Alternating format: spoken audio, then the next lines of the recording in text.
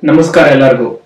ಕಳೆದ ಒಂದು ವರ್ಷದಿಂದ ನಾನು ಮನುಷ್ಯನ ಮನಸ್ಸಿನ ಬಿಹೇವಿಯರ್ ಹೆಂಗಿರುತ್ತೆ ಮತ್ತು ಅದು ಯಾವ್ಯಾವ ಟೈಮಿಗೆ ಯಾವ್ಯಾವ ತರ ಚೇಂಜ್ ಆಗುತ್ತೆ ಮತ್ತೆ ಇದಕ್ಕೆ ಕಾರಣಗಳೇನು ಮತ್ತೆ ಇದಕ್ಕೆಲ್ಲ ಪರ್ಫೆಕ್ಟ್ ಆಗಿ ಏನು ಸೊಲ್ಯೂಷನ್ ಅಂತ ಈ ತರ ಅಧ್ಯಯನ ಮಾಡ್ತಾ ಮಾಡ್ತಾ ಬಂದಾಗ ನನಗೆ ಒಂದು ವಿಷಯ ಗೊತ್ತಾಗ್ತಾ ಬಂತು. ಅದೇನು ಅಂತಂದ್ರೆ, ಈ ಮನುಷ್ಯ ಮನಸ್ಸಿಗೂ ಮತ್ತು ನಮ್ಮ ಬ್ರಹ್ಮಾಂಡದಲ್ಲಿ ನಡೆಯುವ ಘಟನೆಗಳಿಗೂ ಮತ್ತು ಬ್ರಹ್ಮಾಂಡದಲ್ಲಿ ನಾವು ಏನನ್ನು ಒಂದು ಕೂಲಂಕುಷವಾಗಿ ಪರಿಶೀಲಿಸ್ತೀವಿ, ಲೈಕ್ ವಿಜ್ಞಾನ ಅಂತ ಏನ್ ಕರಿತೀವಿ, ಇದಕ್ಕೂ ತುಂಬಾ ಹತ್ತಿರದ ಹೋಲಿಕೆ ಇರೋದು ನನಗೆ ಕಂಡು ಬಂತು. ಇದರಲ್ಲಿ ಮನುಷ್ಯನ ಒಂದು ಸಬ್ ಕಾನ್ಶಿಯಸ್ ಮನಸ್ಸು ಮತ್ತು ಈ ಬ್ರಹ್ಮಾಂಡದಲ್ಲಿ ನಡೆಯುವ ಒಂದು ಬ್ಲಾಕ್ ಹೋಲ್ ಎನ್ನುವ ಒಂದು ವಿದ್ಯಮಾನ, ಇವೆರಡು ತುಂಬಾ ನನಗೆ ಒಂದೇ ಅನ್ಸಕ್ಕೆ ಸ್ಟಾರ್ಟ್ ಆಯ್ತು. ಅದು ಯಾಕೆ ಅಂತ ಈ ವಿಡಿಯೋದಲ್ಲಿ ನಾನು ಹೇಳ್ಕೊತೀನಿ. ಮೊದಲನೇದಾಗಿ ಬ್ಲಾಕ್ ಹೋಲ್ ಅನ್ನೋದನ್ನ ನಿಮ್ಮಲ್ಲಿ ತುಂಬಾ ಜನ ಹೆಸರನ್ನ ಕೇಳಿರ್ತೀರ.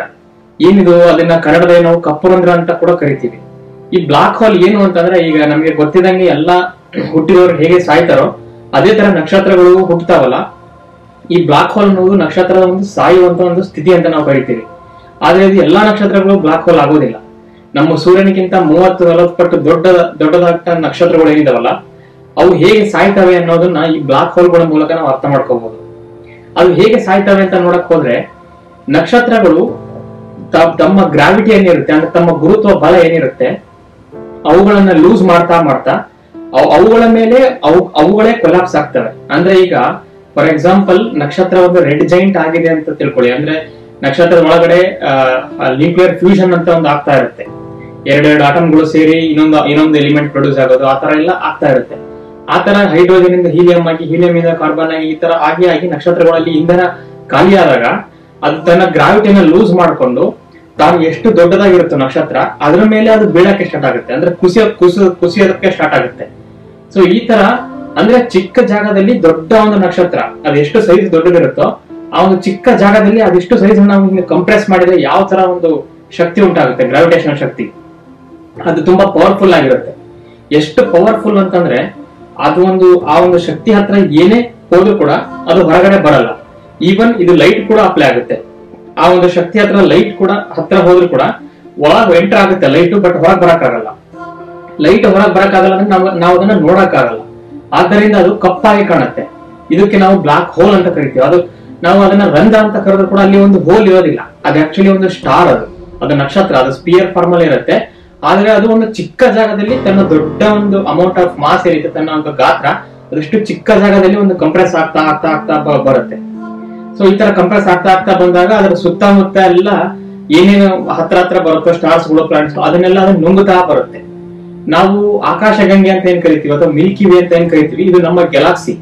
ನಮ್ಮ ಗ್ಯಾಲಾಕ್ಸಿಯಲ್ಲಿ ಸೌರಮಂಡಲ, ಆ ಸೌರಮಂಡಲದಲ್ಲಿ ನಾವು ಭೂಮಿ ಅಂತ ಏನ್ ಕರಿತೀವಿ. ಹೀಗೆ ಆ ಗ್ಯಾಲಾಕ್ಸಿಯ ಸೆಂಟರ್ ಅಲ್ಲಿ ಒಂದು ಸೂಪರ್ ಮ್ಯಾಸಿವ್ ಬ್ಲಾಕ್ ಹೋಲ್ ಅಂತ ಇದೆ. ಇದು ಸಾಮಾನ್ಯವಾಗಿ ನಾವು ಎಲ್ಲಾ ಗ್ಯಾಲಾಕ್ಸಿಯಲ್ಲಿ ಸೆಂಟರ್ ಅಲ್ಲೂ ಕೂಡ ಕಾಣುತ್ತೆ. ಅದು ಅಲ್ಲಿ ತಿರುಗ್ತಾ ಇರುತ್ತೆ. ಅಕ್ರೇಷನ್ ಡಿಸ್ಕ್ ಅಂತ ಕರಿತೀವಿ. ಅದು ಒಂದು ಡಿಸ್ಕ್ ತರ ತಿರುಗ್ತಾ ಇರುತ್ತೆ. ಆದ್ರೆ ಅದು ಮಧ್ಯದಲ್ಲಿ ನೋಡಿದ್ರೆ ಮಾತ್ರ ನಮಗೆ ಕಪ್ಪಾಗಿ ಕಾಣ್ತಾ ಇರುತ್ತೆ. ಯಾಕೆಂದ್ರೆ ನಾನು ಹೇಳ್ದಂಗೆ ಅಲ್ಲಿ ಹೋಗಕ್ಕಂತ ಲೈಟ್ ಕೂಡ ವಾಪಸ್ ಬರಕ್ಕಾಗಲ್ಲ. ಆದರೆ ಇದು ಬ್ಲಾಕ್ ಆಗಿದ್ರು ಕೂಡ, ಈ ಒಂದು ಬ್ಲಾಕ್ ಹೋಲ್ ಬ್ಲಾಕ್ ಆಗಿದ್ರು ಕೂಡ, ಕಪ್ಪಾಗಿದ್ರು ಕೂಡ ತನ್ನ ಪವರ್ ಹೆಂಗಿರುತ್ತೆ ಅಂತಂದ್ರೆ, ತನ್ನ ಗ್ರಾವಿಟೇಷನಲ್ ಪವರ್ ಅದು ಅಲ್ಲಿ ಹೋದ ಲೈಟ್ ಅನ್ನು ಬೆಂಡ್ ಮಾಡುತ್ತೆ. ಅಲ್ಲಿ ಯಾವ್ದಾದ್ರು ಒಂದು ವಸ್ತು ಹೋದ್ರೆ ಅದನ್ನ ಎಳ್ಕೊಂಡ್ ಬಿಡುತ್ತೆ ಒಳಗಡೆ. ಯಾವ್ದಾದ್ರು ಒಂದು ನಕ್ಷತ್ರ ಇದ್ರು ಕೂಡ ಆ ನಕ್ಷತ್ರದ ಪವರ್ ಅನ್ನೇ ಹೀರಿ ಬಿಡುತ್ತೆ. ಸೊ ಅಂತ ಒಂದು ಅಟ್ರಾಕ್ಷನ್ ಆ ಬ್ಲಾಕ್ ಹೋಲ್ಗೆ ಬರುತ್ತೆ. ಸೊ ಇದು ನಕ್ಷತ್ರದ ಒಂದು ಕತೆ ಆಯ್ತು. ಆದ್ರೆ ಈ ಮನುಷ್ಯನ ಸಬ್ ಕಾನ್ಶಿಯಸ್ ಮೈಂಡ್ ಇದಕ್ಕೇನು ಸಂಬಂಧ ಅಂತ ನಿಮ್ಮಲ್ಲಿ ಕ್ವಶನ್ ಬಂದಿದ್ರೆ, ಈ ಲೈಫ್ ಅಂತ ಅಂದ್ಮೇಲೆ, ಎಲ್ಲರ ಲೈಫ್ ಅಂದ್ಮೇಲೆ ವಿಚಿತ್ರವಾಗಿ ಘಟನೆಗಳು ನಡೀತಾ ಇರುತ್ತೆ. ಅದಕ್ಕೆ ನಾವು ಲೈಫ್ ಇಸ್ ಸ್ಟ್ರೇಂಜ್ ಅಂತ ಕರಿತೀವಿ.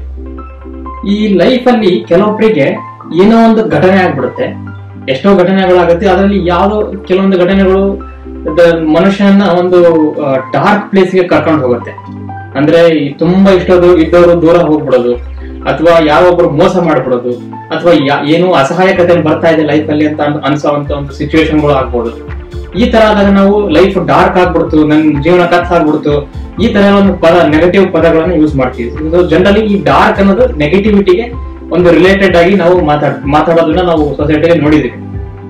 ಆದ್ರೆ ಈ ಮನುಷ್ಯ ಮನಸ್ಸು ಈ ತರ ಡಾರ್ಕ್ ಆಗ್ತಾ ಆಗ್ತಾ ಆಗ್ತಾ ಸಬ್ ಕಾನ್ಶಿಯಸ್ ಲೆವೆಲ್ ಗೆ ರೀಚ್ ಆದಾಗ ಮನುಷ್ಯ ಜೀವನದಲ್ಲಿ ಹೋಪ್ ಅನ್ನೋದನ್ನ ಕಳ್ಕೊಂಡ್ಬಿಡ್ತಾರೆ.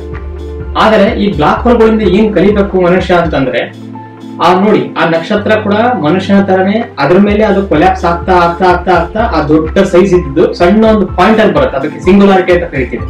ಆ ಒಂದು ಸಣ್ಣ ಪಾಯಿಂಟ್ ಅಲ್ಲಿ ಇಡೀ ನಕ್ಷತ್ರದ ದೊಡ್ಡ ಶಕ್ತಿಯೇ ಇರುತ್ತೆ, ಆ ಸಣ್ಣ ಪಾಯಿಂಟ್ ಅಲ್ಲಿ ಅದು ಕಾನ್ಸಂಟ್ರೇಟ್ ಆಗಿರುತ್ತೆ. ಹೀಗೆ ಮನುಷ್ಯ ಯಾವ್ದೋ ಒಂದು ಘಟನೆ ಆಗ್ಬಿಡ್ತು, ನನಗೇನೋ ಒಂದು ಏನೋ ತುಂಬಾ ನೆಗೆಟಿವ್ ಉಂಟು ಮಾಡ್ತಕ್ಕಂಥ ಘಟನೆ ಆಗ್ಬಿಡ್ತು ಅಂತ ಹೇಳಿ ಅವನು ಕುಗ್ತಾ ಕುಗ್ತಾ ಬರ್ತಾನೆ. ಅದೇ ಬ್ಲಾಕ್ ಹೋಲ್ ತರ ಸೈಜ್ ಕಡಿಮೆ ಆಗ್ತಾ ಆಗ್ತಾ ಬರೋದು ಹಿಂಗೆ, ಅದೇ ತರ ಮನುಷ್ಯನ ಮನಸ್ಸು ಕುಗ್ತಾ ಕುಗ್ತಾ ಬರುತ್ತೆ. ಆದ್ರೆ ಇದು ಎಲ್ಲಿ ತನಕ ಹೋಗುತ್ತೆ? ಕೆಲವೊಬ್ರು ಆತ್ಮಹತ್ಯೆ ಅಂತ ಒಂದು ದುಸ್ಸಾಹಸಕ್ಕೆ ಕೈ ಹಾಕ್ತಾರೆ, ಕೆಲವೊಬ್ರು ಲೈಫೇ ಇಷ್ಟು ಅನ್ಕೊಂಡ್ಬಿಟ್ಟು ಇದೇ ನಾರ್ಮಲ್ ಲೈಫ್ ನೇ ಲೀಡ್ ಮಾಡ್ತಾ ಹೋಗ್ತಾರೆ. ಆದ್ರೆ ಇನ್ನು ಕೆಲವೊಬ್ರು ನಿಜವಾದ ಬ್ಲಾಕ್ ಹೋಲ್ ಆಗಿ ಟರ್ನ್ ಆಗ್ತಾರೆ. ಅದು ಹೇಗೆ ಅಂತ ಕೇಳಿದ್ರೆ, ಮನುಷ್ಯ ಯಾವಾಗ ಈ ತರ ಬೇಜಾರಾದ ಘಟನೆಗಳಾದಾಗ ಅವನು ಬೇಜಾರಾಗಿ ಅವನ ಮನಸ್ಸು ಕುಗ್ತಾ ಕುಗ್ತಾ ಹೋಗುತ್ತೋ, ಅವನು ಒಂದು ಪಾಯಿಂಟ್ ಅಲ್ಲಿ ಅವನ ಇಡೀ ಶಕ್ತಿಯನ್ನ ಕಾನ್ಸಂಟ್ರೇಟ್ ಮಾಡ್ತಾ ಬರ್ತಾನೆ. ಅಂದ್ರೆ ಆ ಒಂದು ಪಾಯಿಂಟ್ ಅಲ್ಲೇ ಅವನ ಇಡೀ ಲೈಫ್ ಇರುತ್ತೆ. ಆ ಒಂದು ಪಾಯಿಂಟ್ ಅವನ ಲೈಫ್ ನ ಇಡೀ ಡಿಫೈನ್ ಮಾಡುತ್ತೆ. ಅವನು ಇಷ್ಟು ದೊಡ್ಡ ನಂದು ಲೈಫ್ ಅಂತ ಅನ್ಕೊಂಡಿರೋದು ಕುಗ್ತಾ ಕುಗ್ತಾ ಬಂತು. ಅವನು ತನ್ನ ಮನಸ್ಸಿನ ಒಂದು ಕಪ್ಪಾದ ಪ್ಲೇಸಿಗೆ ಹೋಗ್ತಾ ಹೋದ. ಅದೊಂದು ಡಾರ್ಕ್ ಪ್ಲೇಸ್, ಅದನ್ನ ಹೇಳಿದ್ನಲ್ಲ ಬ್ಲಾಕ್ ಹೋಲ್ ತರ. ಅಲ್ಲಿ ಹೋಗಿದ್ ಯಾವ್ದು ವಾಪಸ್ ಬರಲ್ಲ. ಮನುಷ್ಯನಲ್ಲಿ ಯಾವುದೇ ಒಂದು ಹೋಪ್ ಅನ್ನೋದು ಹೊರಗಡೆ ಬರೋದಿಲ್ಲ. ಯಾಕಂದ್ರೆ ಅವನು ನನ್ನ ಲೈಫ್ ಇಷ್ಟು ತಿಳ್ಕೊಂಡು ಒಳಗೆ ಹೋಗ್ತಾ ಇರ್ತಾನೆ. ಆದ್ರೆ ಅವ್ನು ನಿಜವಾಗ್ಲೂ ಒಂದು ಪಾಯಿಂಟ್ ಗೆ ರೀಚ್ ಆದ್ರೆ ಅದಕ್ಕೆ ನಾವು ರಾಕ್ ಬಾಟಮ್ ಅಂತ ಕರಿತೀವಿ. ಅದಕ್ಕಿಂತ ಕೆಳಗೆ ಹೋಗಕ್ಕೆ ಯಾರಿಗೂ ಸಾಧ್ಯ ಇಲ್ಲ. ಆ ಒಂದು ಪಾಯಿಂಟ್ ಗೆ ರೀಚ್ ಆದ್ರೆ ಮನುಷ್ಯ ಅವನು ಇದ್ದಕ್ಕಿದಂಗೆ ಅಟ್ರಾಕ್ಟಿವ್ ಪವರ್ ನ ಬೆಳೆಸ್ಕೊಳ್ತಾ ಹೋಗ್ತಾನೆ. ಆದ್ರೆ ಇದು ಹಿಂಗೆ ತುಂಬಾ ನೆಗೆಟಿವ್ ಆಗ್ತಾ ಹೋದ್ರೆ ಹೆಂಗ್ ಅಟ್ರಾಕ್ಟ್ ಆಗ್ತವೆ? ನೆಗೆಟಿವ್ ಇರೋ ಮನುಷ್ಯರನ್ನ ಯಾರು ಮಾತಾಡ್ಸಲ್ಲ. ಯಾವಾಗ್ಲೂ ಬೇಜಾರಿರೋದು, ಯಾವಾಗ್ಲೂ ಕೆಟ್ಟ ಮಾತುಗಳನ್ನ ಆಡೋದು, ಯಾವಾಗ್ಲೂ ಹೋಪ್ ಇಲ್ಲದೆ ಇರ್ತಕ್ಕಂಥ ಮಾತುಗಳು ಆಡೋದು, ಈ ತರ ಇರೋನ್ನ ಯಾರು ನಾವು ಇಷ್ಟಪಡೋದಿಲ್ಲ. ಆದರೆ ಈ ತರ ಆಗ್ತಾ ಇದೆ ಲೈಫ್ ಅಲ್ಲಿ ಅಂತ ಕಂಡಿಡ್ಕೊಂಡ್ಬಿಟ್ಟು ಇದರಿಂದ ಹೊರ ಬರೋದು ಹೆಂಗೆ ಅಂತ ಯಾರು ಯೋಚನೆ ಮಾಡ್ತಾರೋ ಅವರು ಬ್ಲಾಕ್ ಹೋಲ್ ತರ ಆಗ್ತಾರೆ. ಅವ್ರು ಬ್ಲಾಕ್ ಹೋಲ್ ತರ ಆಗ್ತಾರೆ ಅನ್ನೋ ಮೀನಿಂಗ್ ಏನು ಅಂತಂದ್ರೆ, ಅಷ್ಟು ಒಂದು ಕಪ್ಪು ಪ್ಲೇಸ್ ಅಲ್ಲಿ ನಾ ಇದ್ರು ಕೂಡ ನನ್ನ ಮನಸ್ಸು ಹಂಗೆ ಕುಗ್ಗುತ್ತಾ ಒಂದು ಪಾಯಿಂಟ್ ಅಲ್ಲೇ ಹೋಗಿ ಇಡೀ ಲೈಫೇ ಆ ಒಂದು ಪಾಯಿಂಟ್ ಅಲ್ಲೇ ಡಿಫೈನ್ ಆಗ್ತಾ ಇದೆ ಅಂತ ಅನ್ಸಿದ್ರು ಕೂಡ ನನ್ನ ಹತ್ರ ಏನೋ ಒಂದು ಶಕ್ತಿ ಇದೆ. ಈ ಪಾಯಿಂಟ್ ನನಗೆ ಏನೋ ಒಂದು ಹೇಳ್ಕೊಡುತ್ತೆ. ಏನಂತ ಹೇಳ್ಕೊಡುತ್ತೆ ಅಂದ್ರೆ, ಆಯ್ತು ಇನ್ನ ನನ್ನ ಇಡೀ ಶಕ್ತಿ ಎಲ್ಲ ಒಂದು ಪಾಯಿಂಟ್ ಅಲ್ಲಿ ಬಂದಿದೆ, ಇನ್ನೇನು ಉಳಿದಿಲ್ಲ, ಇನ್ನೇನು ಹೋಪ್ ಇಲ್ಲ, ಇದಕ್ಕಿಂತ ಹೆಚ್ಚಿಗೆ ಏನು ಮಾಡಕ್ ಆಗಲ್ಲ ಅನ್ನೋ ಒಂದು ಪೊಸಿಷನ್ ರೀಚ್ ಆಗಿದ್ದೀನಿ. ಇನ್ನು ಮೇಲೆ ಸ್ಟಾರ್ಟ್ ಮಾಡ್ಬೇಕು ಕೆಲಸನ. ಯಾಕಂದ್ರೆ ಇದಕ್ಕಿಂತ ಕೆಳಗೆ ಹೋಗಕ್ ಸಾಧ್ಯನೇ ಇಲ್ಲ. ಇನ್ನು ಚಾನ್ಸ್ ಇತ್ತಪ್ಪ ಅಂತಂದ್ರೆ ನೀವು ಇನ್ನೂ ಹೋಗ್ಬೋದಿತ್ತು. ಆದ್ರೆ ಕೆಲವೊಂದ್ಸಲ ಘಟನೆಗಳು ಹೆಂಗ್ ನಡೀತಾವ ಅಂತಂದ್ರೆ ನೀವು ಅದಕ್ಕಿಂತ ನೆಗೆಟಿವ್ ಆಗಕ್ ಸಾಧ್ಯನೇ ಇಲ್ಲ, ಅದಕ್ಕಿಂತ ಕೆಳಗೆ ಹೋಗಕ್ ಸಾಧ್ಯನೇ ಇಲ್ಲ.